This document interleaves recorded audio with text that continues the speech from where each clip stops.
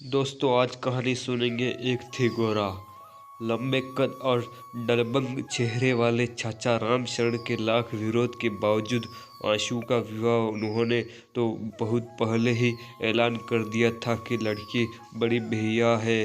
आशु एक व्यवहार कुशल आशीर्वादी नौजवान है जिस पर मार्क्स और गांधी दोनों का गहरा प्रभाव है। वह स्वभाव से शर्मीला या संकोची भी है। वह संकुचित विशेष रूप से इसीलिए भी था कि सुहाग रात का वह कक्ष फिल्मों में दिखाए जाने वाले दृश्य के विपरीत एक छोटी अंधेरी कोठरी में था जिसमें एक मामूली जंगला था। पत्थरों की बन के बीच मोटे मोटे चूहे दौड़ लगा रहे थे, लेकिन आशु की समस्या इस तरह दूर हुई कि उसके अंदर पहुंचते ही गोरा की नाम की दुल्हन ने घूंघट उठाकर कहा, लीजिए मैं आ गई। आप कहाँ जहाँ रहते मैं वहीं पहुंच जाती। अगर आप कॉलेज में पढ़ते होते तो मैं भी उसी कॉलेज में पढ़ती होती। मैं भी जरूर आपके प्रेम बंधन में बंध गई होती। आप अगर इंग्लैंड में पैदा होते तो मैं भी वहाँ जरूर किसी न किसी काम तरह पहुंच जाती। मेरा जन्म तो आपके लिए ही हुआ है। वहाँ कहीं से कूदा खड़ खड़ की आवाज़ हुई और उसके कथन में व्यवधान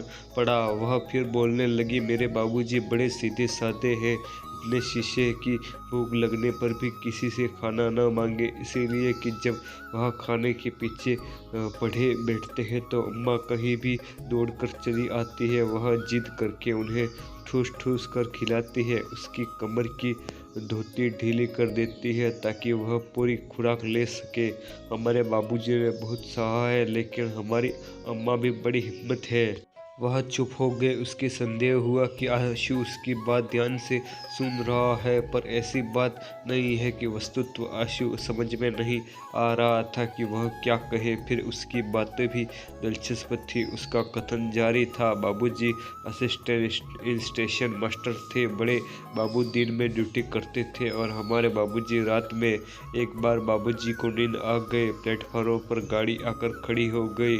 गाड़ी की लगातार सीटी से बाबूजी की नींद खुली। गार्ड अंग्रेज था। बाबूजी ने बहुत माफी मांगी पर वह नहीं माना। डिसमिस कर दिए गए और नौकरी छूट गई। गांव में आ गए। खेती बाड़ी बहुत कम होने से दिक्कत होने लगी। बाबूजी ने अपने छोटे भाई के पास लिखा मदद के लिए, तो उन्होंने कुछ फटे कपड़े बच्चों के लिए बेच दिए। यह व्यवहार देखकर बाबूजी रोने लगे। इतना कहकर वह अंधेरे में देखने लगी। आशु भी उसी आंखों की फाड़ कर देख रहा था। यह क्या कर रही है और क्यों? क्या यह दुख कष्ट बयान करके मौका है?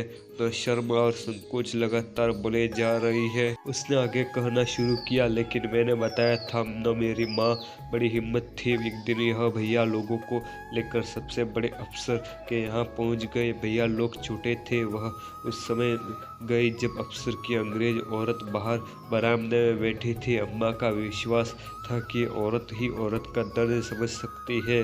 अफसर की औरत मना करती रही। कुत्ते भी दौड़ाए गए। अम्मा नहीं मानी और दुखड़ा सुनाए। अंग्रेज अफसर की पत्नी ने ध्यान से सुनकर कुछ फिर बोली, आ जाओ। माँ गांव चली आई। कुछ दिन बाद बाबूजी को नौकरी पर बहाल होने का तार भी मिल गया।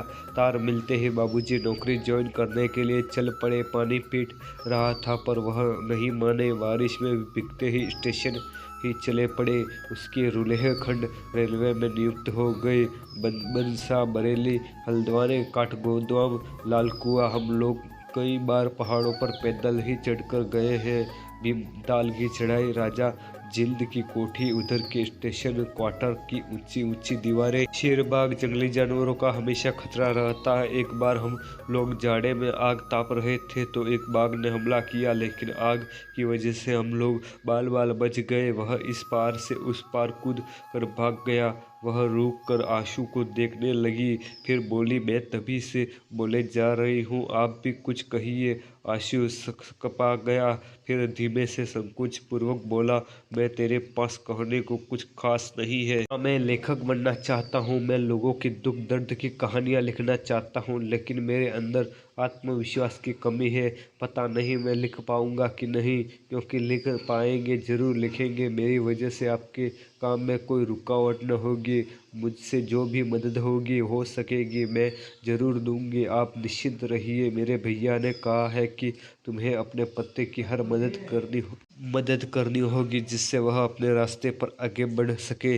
मुझे अपने लिए कुछ नहीं चाहिए। आप जो खिलाएंगे, जो पहनाएंगे, मेरे लिए स्वादिष्ट और मूल्यवान होगा।